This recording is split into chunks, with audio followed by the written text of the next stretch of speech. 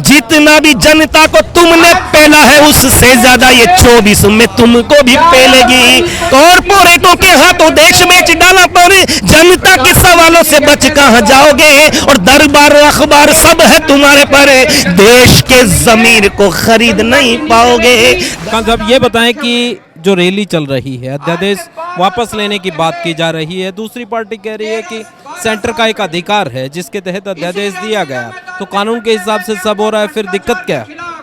देखिए, सेंटर का अधिकार है लेकिन उच्चतम न्यायालय से ऊपर नहीं है। उच्चतम न्यायालय ने अगर ये उन्होंने न्याय दिया है आम आदमी पार्टी को 8 सालों के बाद में, और अगर ये कहा है कि शक्तियां अरविंद केजरीवाल के हक में है, तो फिर वो कैसे हमारी शक्तियों को छीन सकते हैं? आज अध्यादेश जारी करके हम एलजी को सारी शक्तियां दे देते हैं, कल ये किसी राज्य की शक्तियों का फिर दे देंगे। ये तो तानाशाही है पूरी तरह से, और इस तानाशाही के खिलाफ आज यहाँ पर खड़े हुए हैं। लोकतंत्र खतरे में है, आज संविधान खतरे में है, इसलिए आज इस मौके पर मैं नरेंद्र मोदी जी को एक जवाब देने के लिए, अभी देखिए अरविंद केजरीवाल बोल रहे हैं, ये कह रहे हैं कि आंदोलन शुरू हो रहा हुआ है, अब इस आंदोलन को आगे बढ़ाएंगे।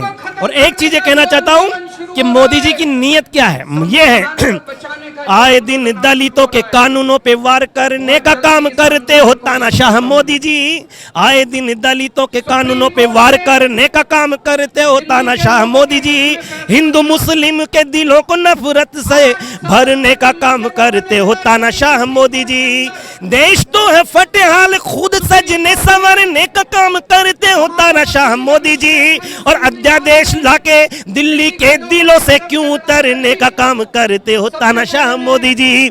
दूसरी चीज एक चीज कहना चाहता हूं कि अध्यादेश वापस ले लो, और अगर अध्यादेश नहीं लिया तो क्या जवाब दे रहा हूं मैं, अध्यादेश वापस ना लिया तो समझ लो ये आग पूरे हिंदुस्तान में भी अब फैलेगी। जितना भी जनता को तुमने पेला है उससे ज्यादा ये 24 में तुमको भी पेलेगी। एक तानाशाह का दंश हम झेल रहे पर आने वाली पीढ़ियां कभी भी नहीं झेलेगी, और फिर से हमारा देश विश्व गुरु बनेगा जब केजरीवाल की झाड़ू प्रचंड पारी खेलेगी। और एक चीज अब मैं ये कहने जा रहा हूं कि नरेंद्र मोदी तानाशाही की चरम सीमा पार कर रहे हैं, तो आज इस चीज को कहने जा रहा हूं मैं कि मोदी ये तुम्हारा तानाशाही फैसला, तो ये तानाशाही क्यों कर रहे हैं, ये अध्यादेश लेके क्यों आए हैं? ये ऐसा नहीं है कि अध्यादेश अपनी वैसे लेके आए, मर्जी से लेके आए, इसका एक कारण है, सबसे बड़ा कारण है, आखिरी लाइन में इसका कारण आपको पता चलेगा। हजरत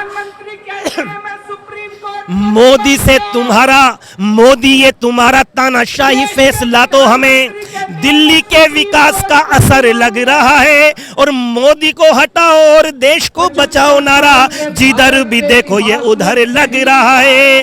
अध्यादेश के बहाने दिल्ली हथियाने वाला काम हमें साजिशों का घर लग रहा है, और एलजी तो सिर्फ एक बहाना है, सच तो है केजरीवाल से मोदी को डर लग रहा है, केजरीवाल से मोदी को डर लग रहा है। तो ये डर, नरेंद्र मोदी के डर चेहरे पे अच्छा लगता है कि हमारे अरविंद केजरीवाल का आज चारों तरफ जिस तरह से दिल्ली में विकास हो रहा है, शिक्षा में हो रहा है, स्वास्थ्य में हो रहा है, हर चीज में विकास हो रहा है, बिजली पानी हर चीज फ्री हो रही है, पूरे देश में पूरे विश्व में चर्चा हो रही है, घर घर में चर्चा हो रही है अरविंद केजरीवाल की। तो इससे वो घबरा गए हैं कि मैं 9 साल तक प्रधानमंत्री रहा, मेरी इतनी चर्चा नहीं है, लेकिन ये इंसान 8 साल तक मुख्यमंत्री रहा और पूरे विश्व में चर्चा है।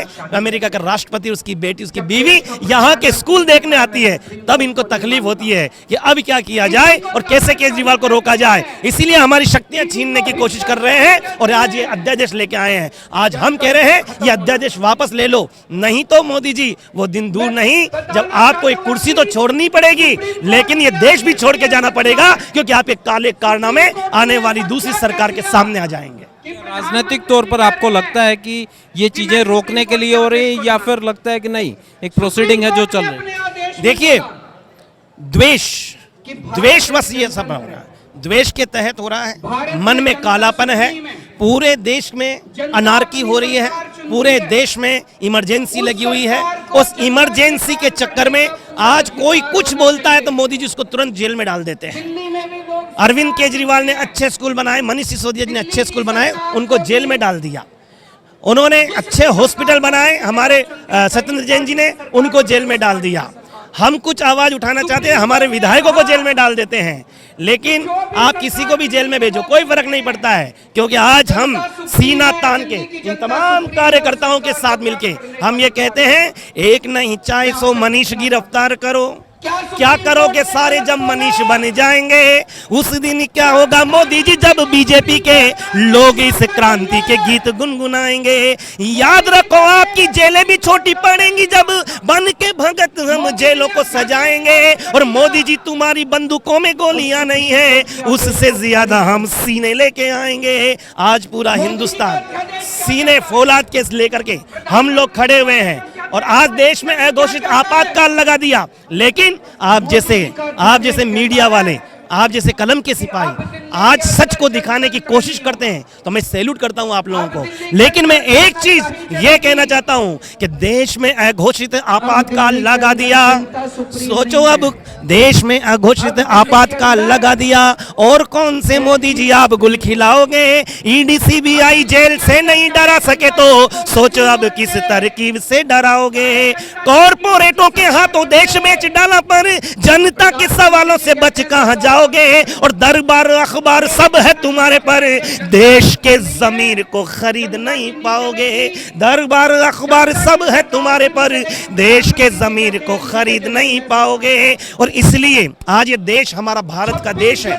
ये भारत देश किसका है? हम बलिदानी भारत ये उन वीरों का है यारो, नाम जिनका अशफाक शेखर आजाद है। गौरव को दिखा के ठेंगा भारती पे मर मिटा, आज भी वो अल्फ्रेड गार्डन आबाद है।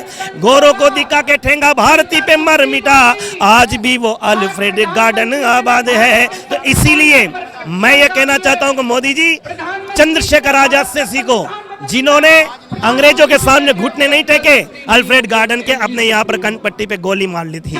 आज अरविंद केजरीवाल भी कहते हैं हम सीने तान के खड़े हैं, हमें जेलों में डाल दो लेकिन हम सच्चाई से पीछे हटेंगे नहीं और अध्यादेश को वापस करके ही रहेंगे। जिस तरह से सारे अलग अलग विपक्षी दलों से मिल रहे हैं अरविंद केजरीवाल जी, और अखिलेश यादव से, सोरेन से, सब लोग सारे मुख्यमंत्रियों से मिल रहे हैं और राज्यसभा में ये पारित नहीं होगा। और उसके बाद में अपने आप इनको ये काला कानून वापस लेना पड़ेगा, क्योंकि ये देश के लिए काला धब्बा है कि सुप्रीम कोर्ट का आदेश हमारे हक में आ जाए, उसके बाद इनको मिर्ची लगती है और ये अध्यादेश लेके आ जाते हैं।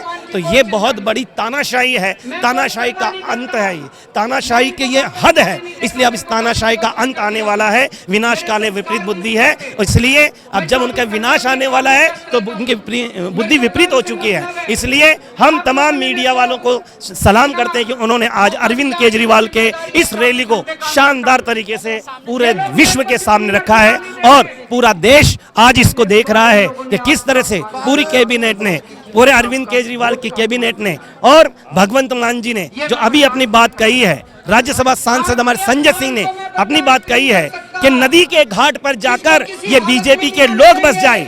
नदी के घाट पर जाकर हमारे अदम गोडवी जी कहते हैं कि नदी के घाट पर जाकर ये मोदी के लोग बस जाएं तो प्यासे होठ एक एक बूंद पानी को तरस जाए। और गनीमत है कि मौसम पर हुकूमत चल नहीं सकती, वरना सब के सब बादल इनके खेतों में बरस जाए।